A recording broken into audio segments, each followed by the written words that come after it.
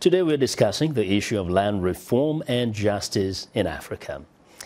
Now, land reform is a hot topic across South Africa as the country considers changing its constitution to allow for the expropriation of land without compensation explicitly. Now, the policy is designed to redistribute land to poor black people to tackle severe inequality 24 years after the end of apartheid. VOA's Ndiho reports.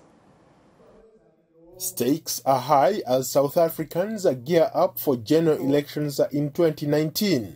This will be the sixth election held since the end of the apartheid system. The African National Congress party, which has ruled since the end of apartheid in 1994, is facing an uphill battle to retain its dominance and is proposing constitutional changes to address land issues. The fight over land reform is expected to be a fierce political battle, but South African President Cyril Ramaphosa says the proposed land reform is a lawful process that seeks to correct the legacy of decades of white minority rule that stripped black people of their land. People of South Africa of all races are working together through Parliament and indeed a number of other formations and legal platforms to find a solution to this historic challenge. In August, US President Donald Trump weighed in on the issue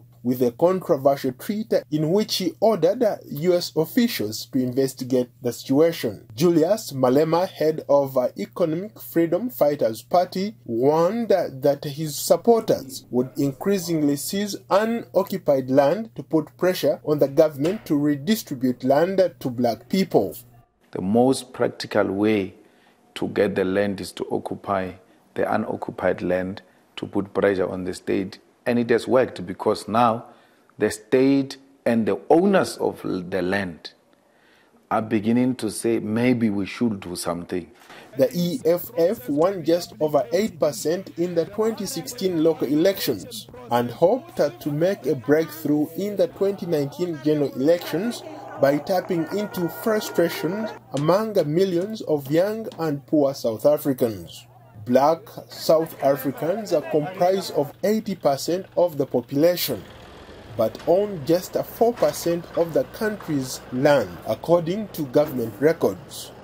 Musi Mamini, leader of Democratic Alliance, South Africa's largest opposition party, while launching its campaign ahead of a highly contested elections in 2019, told supporters in Johannesburg that the campaign will be about land reform. There is an injustice in our country which lies at the heart of the land question. We will ensure that more black South Africans are able to own land through secure private property rights all across South Africa. The South African government has also come under the scrutiny of groups such as AfriForum. The group's CEO says they fear they could have their land taken away from them in the midst of this racially charged national debate over land reform. The figures are being portrayed falsely as if white people own all the land, which, as I've said, is only 22%, and that is being abused to try and mobilize people to building up hatred towards the white community. The land debate in South Africa is sparking similar sentiments in neighboring Namibia. A report tabled at the National Land Conference last month said 995,000 people out of Namibia's total population of 2.4 million live in informal settlements, and white commercial farmers own 70% of the farmland. Ndiho, VOA News, Washington.